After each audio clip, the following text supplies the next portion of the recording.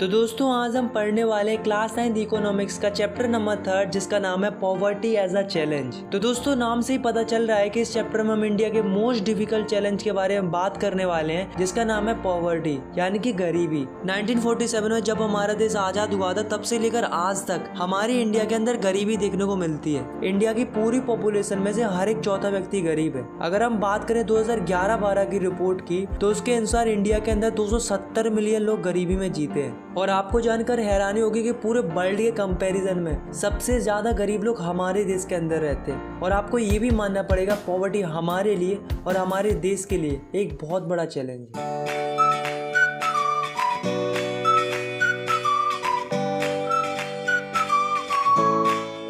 तो सबसे पहले हम बात करते हैं पॉवर्टी की। तो पॉवर्टी की सिंपल सी डेफिनेशन होती है that is poverty is a situation in which person does not able to fulfil their basic needs. मतलब कोई इंसान अगर अपनी बेसिक जरूरतों को ही पूरा नहीं कर पा रहा है तो हम कहेंगे कि वो गरीबी में जी रहा है। फॉर एग्जाम्पल कोई व्यक्ति है जिसके पास खाने के लिए फूड नहीं है, रहने के लिए घर नहीं है, उसके पास पहनने के लिए कपड़े नहीं है, उसके पास पीने के लिए साफ पानी नहीं है, मतलब जो ये सारी बेसिक चीजें होती है उन्हें अफोर्ड नहीं कर पा रहा है तो उसे हम पुअर कंसीडर करेंगे। पर एग्जैक्टली हमें पता कैसे चलेगा कि कौन गरीब है और कौन गरीब नहीं है? तो इसके लिए हमारी गवर्नमेंट ने एक सिस्टम सेट करके रखा है, या फिर हम कह सकते हैं क्राइटेरिया सेट करके रखा है that is called poverty line. Hindi में इसका मतलब होता है गरीबी रेखा। अगर हम इसकी डेफिनेशन की बात करें तो poverty line is a method to determine poverty on the basis of their income and consumption level. मतलब हम लोगों की इनकम और उनके कंजप्शन लेवल के बेसिस पर पता कर सकते हैं कि वो गरीब है या नहीं है। अब कैसे पता करेंगे? देखो गवर्नमेंट ने क्या किया है कि एक मिनिमम लेवल सेट करके रखा है इनकम और कंजप्शन का। अगर तुम्हारी इनकम और कंजप्शन उस मिनिमम लेवल से कम है तो तुम बिलो द पॉवर्टी लाइन में आओगे, मतलब तुम गरीब कहलाओगे। और अगर तुम्हारी इनकम और कंजप्शन लेवल इस मिनिमम लेवल से ज्यादा है तो तुम अबव द पॉवर्टी लाइन में आओगे, मतलब तुम गरीब नहीं कहलाओगे। तो ये जो पॉवर्टी लाइन है वो अलग अलग कंट्रीज के लिए अलग अलग होती है। फॉर एग्जांपल अगर हम बात करें इंडिया की पॉवर्टी लाइन की तो रूरल एरिया में इंडिया की पॉवर्टी लाइन है 816 रुपीज और अर्बन एरिया में इंडिया की पॉवर्टी लाइन है 1000 रुपीज। मीन्स अगर कोई रूरल एरिया में रहता है और वो 816 रुपए से कम पैसे कमाता है तो उसे हम पुअर कंसीडर करेंगे, और वहीं अगर कोई 816 से ज्यादा पैसे कमाता है तो उसे हम पुअर कंसीडर नहीं करेंगे। ऐसे ही अगर कोई अर्बन एरिया में रहता है और वो 1000 रुपीज से कम पैसे कमाता है तो उसे हम पुअर कंसीडर करेंगे, और जो इससे ज्यादा कमाता है उसे हम पुअर कंसीडर नहीं करेंगे। अब आप सोच रहे होंगे कि जो रूरल एरिया है उसमें पॉवर्टी लाइन कम क्यों है और जो अर्बन एरिया है उसमें पॉवर्टी लाइन ज्यादा क्यों है? तो ऐसा इसलिए है क्योंकि रूरल एरिया में महंगाई कम होती है और अर्बन एरिया में महंगाई ज्यादा होती है। दैट्स व्हाई अर्बन एरिया की जो पॉवर्टी लाइन है वो ज्यादा है as compared to rural area. हमारे देश के अंदर हर 5 सालों में एक सर्वे होता है पॉवर्टी को एस्टिमेट करने के लिए, और इसे कंडक्ट करती है NSSO यानी कि नेशनल सैंपल सर्वे ऑर्गेनाइजेशन। अब दोस्तों जो अमेरिका है उसमें पॉवर्टी लाइन का सिस्टम कुछ अलग है। अमेरिका में क्या होता है कि जिसके पास कार नहीं होती है उसे गरीब माना जाता है, मतलब वहां पर कार होना एक नेसेसिटी है, और हमारे इंडिया में कार एक लग्जरी जैसी होती है। अब हम बात करने वाले मिनिमम फूड रिक्वायरमेंट की, मतलब एक इंसान को कितने फूड की रिक्वायरमेंट होती है पूरे दिन के अंदर। इसे हम कैलोरीज में कैलकुलेट करते हैं। तो अगर हम बात करें रूरल एरिया की तो एक नॉर्मल इंसान को 2400 कैलोरीज चाहिए होती है पूरे दिन के अंदर, और अगर हम बात करें अर्बन एरिया की तो एक नॉर्मल इंसान को 2100 कैलोरीज चाहिए होती है पूरे दिन भर के अंदर। अब रूरल एरिया के लोगों को कैलोरीज ज्यादा इसलिए चाहिए होती है क्योंकि उनको ज्यादा काम करना पड़ता है as compared to urban area. अब दोस्तों आप इस डाटा को देखो, इससे हमें क्या पता चलता है कि 1993-94 में 45% लोग गरीब थे इंडिया के अंदर। 2004 और 5 तक 37.2% लोग गरीब बचे थे इंडिया के अंदर, और 2011-12 तक आते आते 22% लोग गरीब बचे थे इंडिया के अंदर। तो इससे हमें क्या पता चलता है कि इंडिया के अंदर धीरे धीरे पॉवर्टी डिक्रीज होती जा रही है, लेकिन अभी भी बहुत ज्यादा है, अभी भी और डिक्रीजमेंट होना बाकी है। Now the next topic is vulnerable group. Vulnerable group are the group of those people who has more probability of becoming poor in future.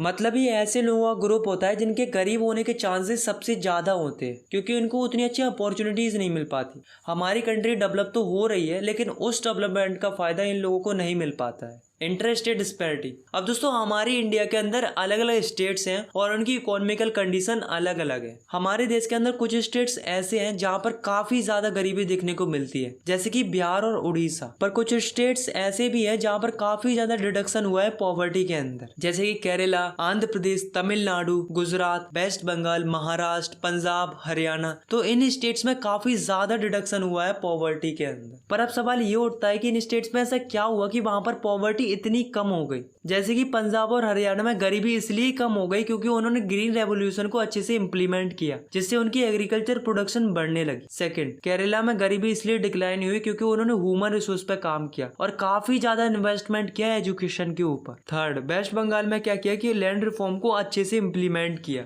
Fourth, Andhra Pradesh और तमिलनाडु में पॉवर्टी इसलिए रिड्यूस हुई क्योंकि वहां की गवर्नमेंट ने पब्लिक डिस्ट्रीब्यूशन किया फूड ग्रेन्स का। फिफ्थ, गुजरात और महाराष्ट्र में पॉवर्टी इसलिए रिड्यूस हुई क्योंकि वहां पर इकोनॉमिक एक्टिविटीज को बूस्ट किया गया, जैसे कि मैन्युफैक्चरिंग और सर्विस सेक्टर एक्टिविटीज को। Now the next topic is global poverty scenario. अभी हमने देखा कि इंडिया की क्या कंडीशन थी पॉवर्टी को लेकर, लेकिन इस टॉपिक में हम देखेंगे पूरे वर्ल्ड की क्या कंडीशन है पॉवर्टी को लेकर। अब दोस्तों, जो पूरे वर्ल्ड की पॉवर्टी है उसे मेजर करता है वर्ल्ड बैंक। तो वर्ल्ड बैंक के अकॉर्डिंग 1990 में 36% लोग गरीब थे पूरे वर्ल्ड के अंदर, और 2015 में 10% लोग गरीब थे पूरे वर्ल्ड के अंदर। मतलब हम पूरे वर्ल्ड की बात करें तो पॉवर्टी में ड्रास्टिक चेंज आया है, मींस पॉवर्टी में अच्छा रिडक्शन हुआ है। अगर हम बात करें सब सहारन अफ्रीका की तो उसमें 2005 में 51% लोग गरीब थे और 2015 में 41% लोग गरीब बचे थे। इसका मतलब क्या है कि आखिरी 10 सालों में 10% रिडक्शन हुआ है पॉवर्टी के अंदर। ऐसे ही अगर हम बात करें लैटिन अमेरिका की तो उसमें 2005 में 10% लोग गरीब थे और जब 2015 आई तो उसमें मात्र 4% लोग गरीब बचे थे। अब दोस्तों, एक कंट्री है जिसका नाम है चाइना। इसके अंदर पॉवर्टी रिडक्शन बहुत ही रैपिडली हुआ है। 1981 में चाइना के अंदर 88.3% लोग गरीब थे और 2008 आते आते ये आंकड़ा घटकर हो गया 14.7%, और जब 2015 आई तो मात्र 0.7% लोग गरीब थे चाइना के अंदर। मतलब देख रहे हो कहां से कहां पहुंच गई चाइना, मतलब इतना ज्यादा पॉवर्टी रिडक्शन हुआ है चाइना के अंदर। Now the next topic is causes of poverty in India. तो दोस्तों, आपको तो पता ही क्या हमारी कंट्री पहले अंग्रेजों की गुलाम थी और उनकी बुरी पॉलिसीज की वजह से हमारी कंट्री का इकोनॉमिकल डेवलपमेंट अच्छे से नहीं हो पाया। सेकंड रीजन है unequal distribution of resources and land. मतलब हमारी इंडिया में क्या होता है कि कुछ लोगों के पास भर भर के जमीन होती है और कुछ लोगों के पास तो कुछ भी नहीं होता है, जिससे क्या होता है कि जो अमीर लोग होते हैं वो और अमीर होते जाते हैं और जो गरीब होते हैं वो और गरीब होते जाते हैं। थर्ड रीजन है कि हमारी कंट्री के अंदर कई सारी पॉलिसीज आई पर वो अच्छे से इम्प्लीमेंट नहीं हो पाई। फोर्थ रीजन है हमारी कंट्री के अंदर पॉपुलेशन बढ़ती जा रही है लेकिन लोगों को उस हिसाब से जॉब अपॉर्चुनिटीज नहीं मिल पा रही है, जिससे अनएम्प्लॉयमेंट काफी इंक्रीज हो रहा है। फिफ्थ रीजन है कि जो स्मॉल फार्मर्स होते हैं वो बिग फार्मर्स से लोन ले लेते हैं फिर उसे चुका नहीं पाते हैं।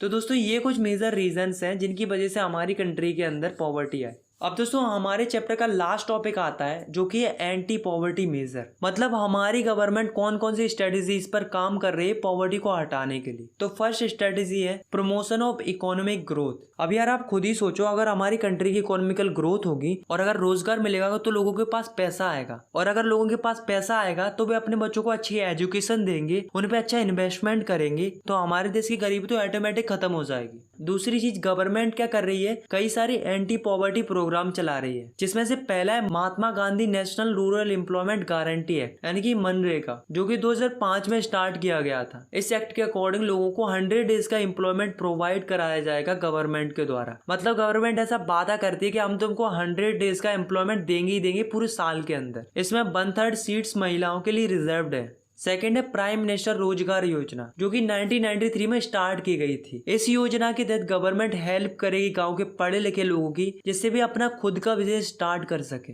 थर्ड है स्वर्ण जयंती ग्राम स्वरोजगार योजना, जो कि 1999 में स्टार्ट की गई थी। इस योजना का एम था कि जो लोग पॉवर्टी लाइन से नीचे आते हैं उन्हें ऊपर लाया जाए by giving subsidy and chief loan. तो दोस्तों, हमारी गवर्नमेंट है वो काफी ज्यादा प्रयास कर रही है पॉवर्टी को खत्म कराने के लिए। और एक बात तो हम सभी लोग जानते ही है कि पॉवर्टी हमारे लिए और हमारे देश के लिए, इनफैक्ट पूरे वर्ल्ड के लिए बहुत बड़ा चैलेंज है, और इतने बड़े चैलेंज को खत्म होने में टाइम तो लगेगा ही, बट मैं तो यही चाहूंगा कि पॉवर्टी जल्दी से जल्दी खत्म हो जाए। आई होप आपको ये वीडियो पसंद आई होगी। अगर आपको ये वीडियो पसंद आई तो आप इस वीडियो को लाइक कर सकते हो, और चाहो तो आप इस चैनल को सब्सक्राइब भी कर सकते हो ऐसी क्लास 9 की और भी वीडियोस देखने के लिए। Thanks for watching, take care, bye bye.